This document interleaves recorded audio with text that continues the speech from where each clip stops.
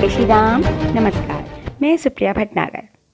हिंदी साहित्य को नई ऊंचाइयों तक पहुंचाने वाले मुंशी प्रेमचंद जी का जन्म 31 जुलाई 1880 को उत्तर प्रदेश के लम्ही गांव में हुआ। प्रेमचंद जी को उपन्यास सम्राट और कलम का सिपाही भी कहा जाता है।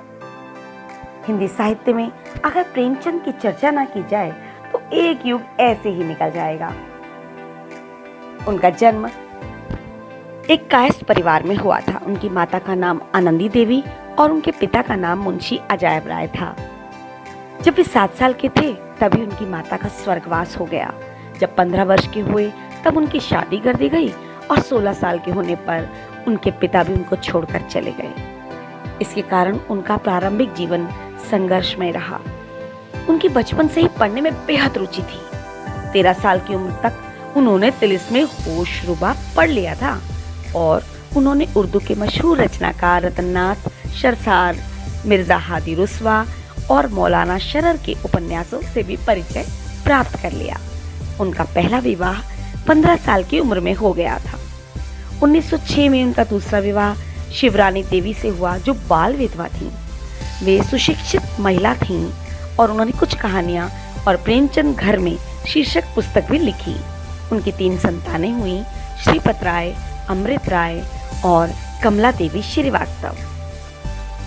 हिंदी और उर्दू के सर्वाधिक लोकप्रिय उपन्यासकार, कहानीकार और विचारक थे प्रेमचंद। उन्होंने सेवा सदन, प्रेमाश्रम, रंगभूमि, निर्मला, गबन, कर्मभूमि, गोदान आदि लगभग 1.5 दर्जन उपन्यास तथा कफन, पूस की रात, पंच परमेश्वर, बड़े घर की बेटी, बूढ़ी काकी, 2 बैलों की कथा आदि 300 से अधिक कहानियां लिखी हैं।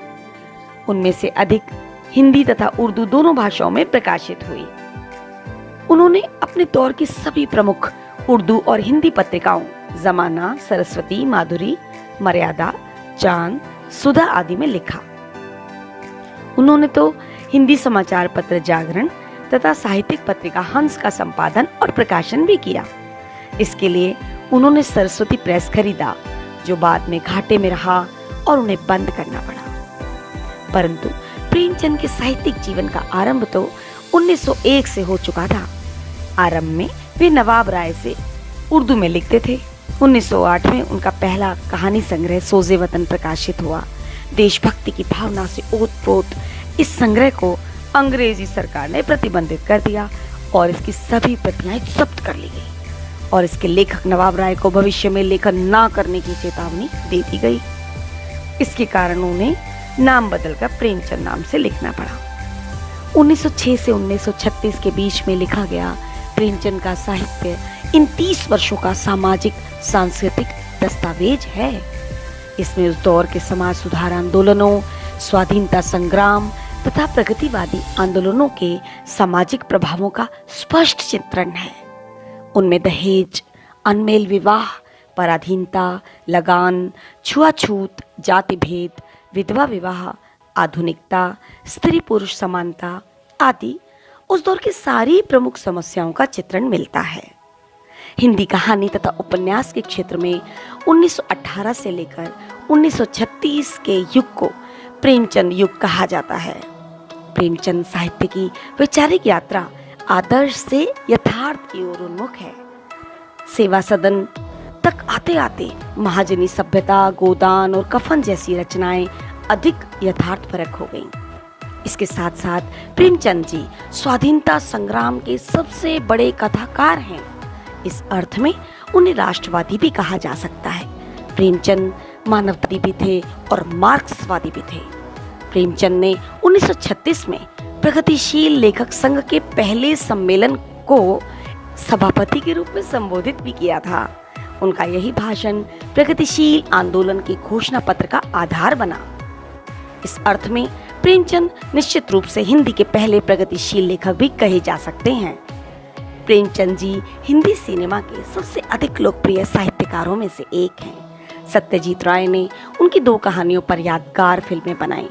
1977 में शतरंज के खिलाड़ी और 1981 में सदगति।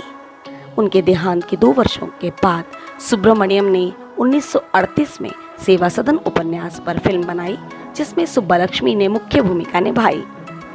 1977 में मृणाल सेन ने प्रेमचंद की कहानी कफन पर आधारित ओका उरी कथा नाम से एक तेलुगु फिल्म बनाई, जिसको सर्वश्रेष्ठ तेलुगु फिल्म का राष्ट्रीय पुरस्कार भी मिला।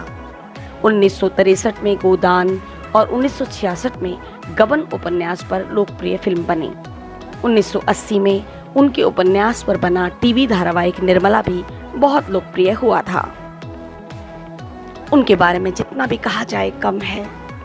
उनकी लेखनी ऐसी है जिस लेखनी के बराबर आज तक कोई लेखनी नहीं हुई। उनका कोई भी मुकाबला अभी तक नहीं हो सका है।